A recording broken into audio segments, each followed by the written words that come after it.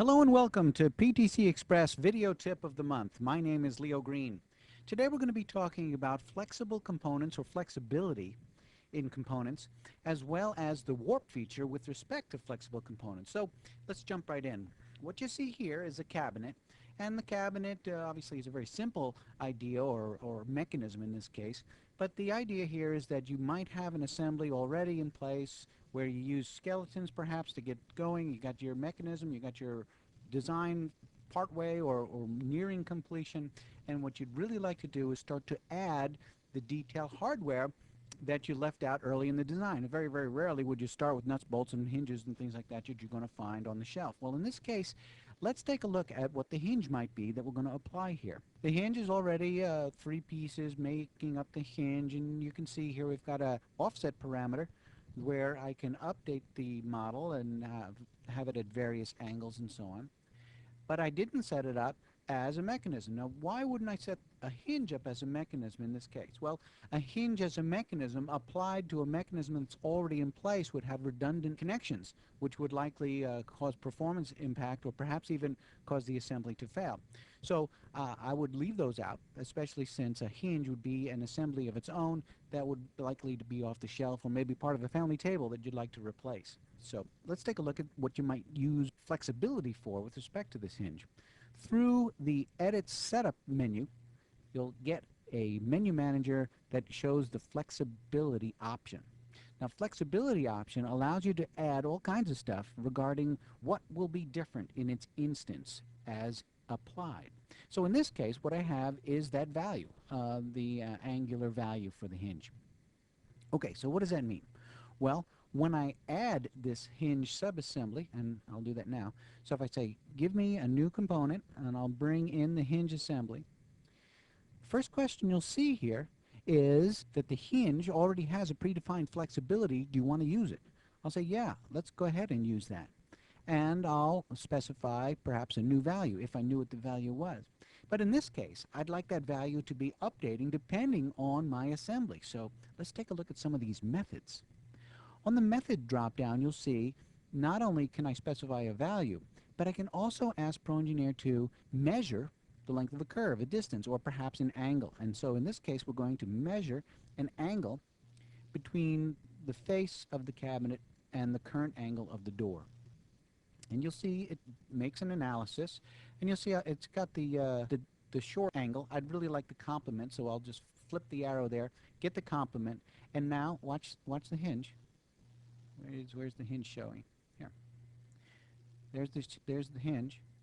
See how the hinge updated to accomplish that angle. So now when I assemble this, that face, let's bring it down to here.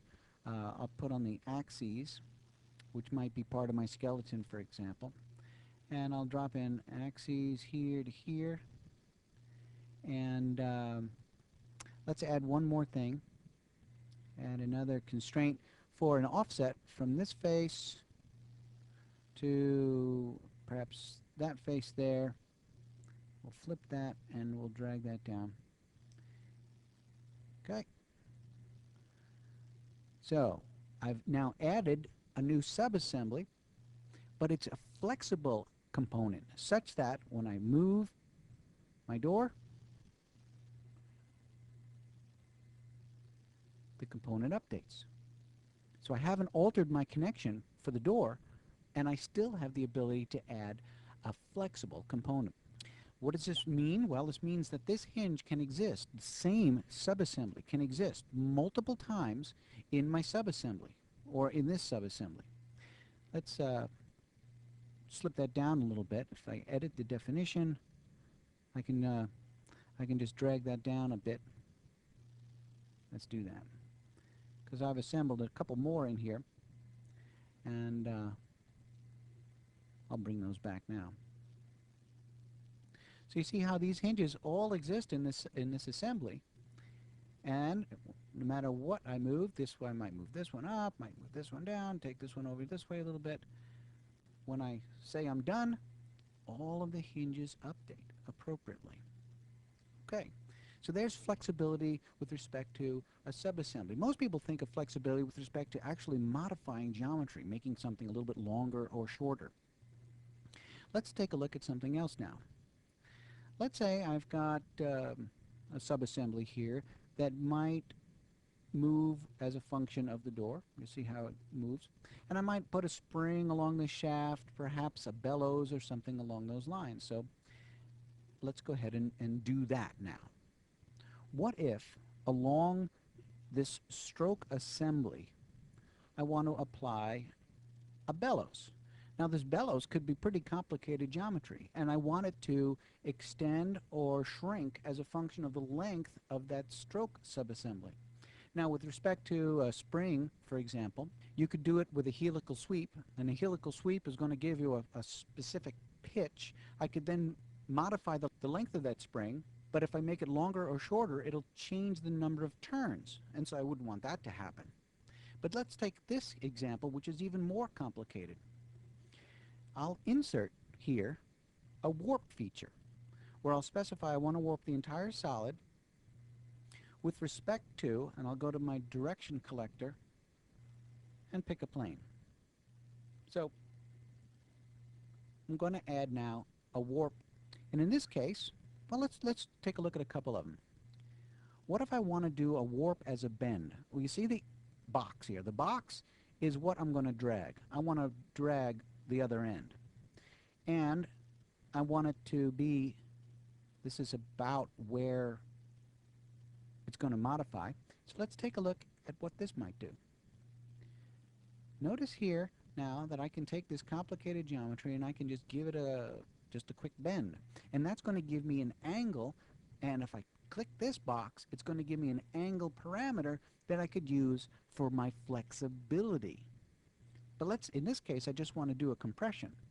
So let's go to the list, take away the bend, and add a compression. And now I've got a compression, or an extension, where I can vary the length of this thing as a function of the length. Now in this case, it's a function of scale, and this gets to the cool little technique or tip or trick that I'd like to show you. Okay, so I've got the bellows assembled to my stroke assembly, but it's not quite the right length, and so this is where we get to the little trick. I'm going to insert, just before the bellows, a curve that I'm going to sketch on the assembly plane, utilizing as a reference this face as well as the axis. And let's use this face as well. So I'm going to sketch now a curve that's going to represent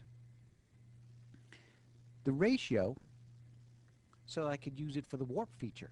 And I'll do that by adding a dimension from one known reference to another known reference. That's going to give us a known dimension. So now when I go to Tools and Parameters, or Relations, I can say that SD0 is going to be equal to KD1 divided by 9, which is the length of the bellows in its in its manufactured state. So now I'm just going to bring back the bellows, edit its definition, change its flexibility from value to curve length, and I'm going to pick the curve that's down in there. Now the bellows will be the length as described by the geometry. So let's change its length, regenerate, updates, drag it again, regenerate it, and updates. So what does this mean? Now when we go back to the cabinet assembly and put it in the assembly here, when I regenerate, everything updates just like you'd expect.